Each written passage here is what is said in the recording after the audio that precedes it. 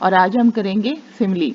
ये हमारे literary devices की सीरीज का सेकंड वीडियो है और इसके आगे भी और वीडियो आएंगे, that also you can watch. तो don't forget to like and subscribe the channel. तो what is a simile?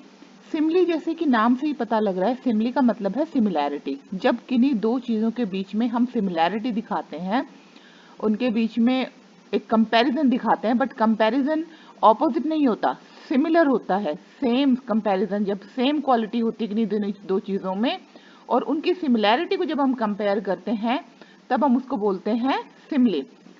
Simli figurative language की एक ऐसी फॉर्म है। फिगरेटिव लैंग्वेज क्या होती है? फिगरेटिव लैंग्वेज होती है जब हम मेटाफर, सिमली, इस तरह की लैंग्वेज यूज करके अपनी जो कहानी है या कोई पोम है उसको और भी ज्यादा आर्टिस्टिक और भी ज्यादा क्रिएटिव बनाते हैं और उसके मीनिंग को थोड़ा और डेप्थ दे देते हैं, यानी कि और गहराई दे देते हैं उसके मीनिंग को। तब उसको हम बोलते हैं फिगरेटिव लैंग्वेज। अब फिगरेटिव लैंग्वेज का सिमली भी एक पार्ट है और ये सिमली क्या होती है? जब हम दो चीजों के बीच में कोई कॉमन ऐसा एक फीचर होता है, उसको हम सच, एज या लाइक इस तरह के वर्ड्स को यूज करके उनमें सिमिलैरिटी को शो करते हैं। इसके एग्जांपल्स देख लेते हैं। As quiet as a mouse, क्योंकि चूहा हमेशा चुप रहता है, इसलिए हम the boy is as quiet as a mouse.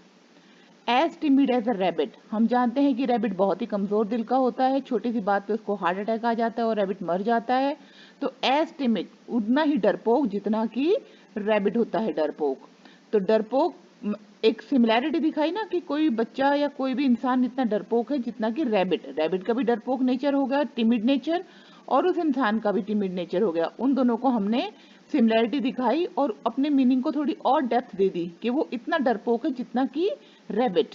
As graceful as a swan, swan जो होता है वो देखने में बहुत ही ग्रेसफुल लगता है। तो अगर कोई भी इंसान अपने आप को इतना ग्रेसफुली कैरी करता है तो हम उसको कह सकते हैं as graceful as a swan. Then as slow as a snail, snail आपने देखी होगी बरसात के सीजन में, वो बहुत ही धीरे चलती है, अल्ट्रा स्लो चलती है। तो जब कोई बहुत ही स्लो स्पीड से काम करता है या धीरे चलता है, तब हम बोल सकते हैं as slow as a snail.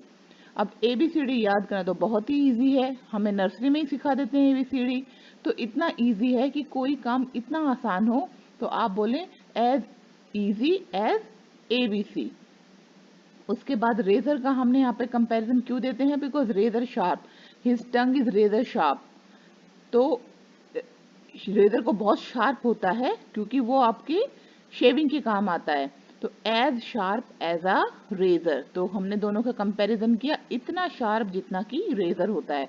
तो इसमें एक ही बात ध्यान रखने की है बच्चों कि जब दो चीजों में सिमिलैरिटी हम दिखाते हैं, यानी कि सेम बातें होती हैं उनमें और उनको हम डेप्थ देने के लिए उन दोनों का एग्जाम्पल यूज करते हैं कि his mind is as sharp as a razor, इतना शार्प है जितना रेजर। ये काम इतना इजी है जितना एबीसी, ये इतना स्लो कर रहा है जितना कि स्नेल। तो जब ऐसे सिमिलैरिटी को हम सच एज और लाइक वर्ड्स को यूज करके हम शो करते हैं तो उसको हम बोलते हैं सिमिलर।